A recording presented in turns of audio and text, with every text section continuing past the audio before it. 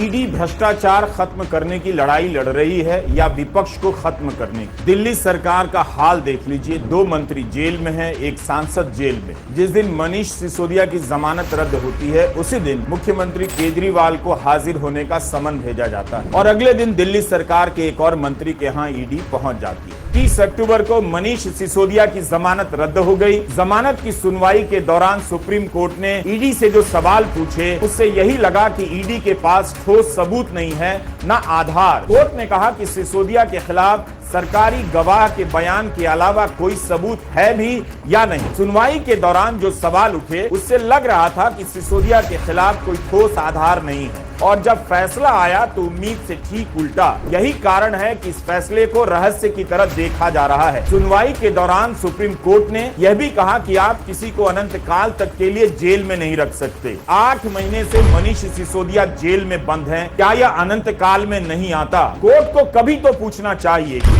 ED हमेशा विपक्ष के केस लेकर क्यों आती? क्या उसे बीजेपी के नेताओं के यहाँ कोई मामला नहीं मिला? मनीष सिसोदिया के मामले में जमानत की सुनवाई पूरी करने के दिन कोर्ट ने जो टिप्पणी की और 30 अक्टूबर को जमानत रद्द करने के फैसले में जो लिखा, दोनों में काफी अंतर है। मगर तब कोर्ट के बयानों से लगता था कि कोर्ट को कोई सबूत ठोस रूप से नहीं मिला है। अब कहा जाता है कि अस्थायी तौर से साबित होने वाला एक सबूत है, इसलिए जमानत रद्द की जाती है। मनीष सिसोदिया के संबंध में 17 अक्टूबर को सुप्रीम कोर्ट ने ईडी से पूछा कि मनीष सिसोदिया को मनी लॉन्ड्रिंग के लिए आरोपी कैसे बना रहे हैं, जबकि वो मनी ट्रेल का हिस्सा है ही नहीं। फिर 30 अक्टूबर को फैसला आता है, लिखा जाता है कि कानूनी प्रश्नों का सीमित तरीके से जवाब दिया गया है। विश्लेषण में कुछ पहलू नजर आते हैं जिन्हें हम संदिग्ध कहते हैं, लेकिन 338 करोड़ के हस्तांतरण से जुड़ा एक मामला अस्थायी तौर पर स्थापित लगता है, इसलिए हम जमानत की याचिका रद्द करते हैं। कानून के जानकार भी सवाल उठा रहे हैं कि एक सरकारी गवाह के कहने पर कितना भरोसा किया जा सकता है। अगर सरकारी गवाह की बात में दम भी है तो अब तक पैसे के लेन देन को ठोस रूप से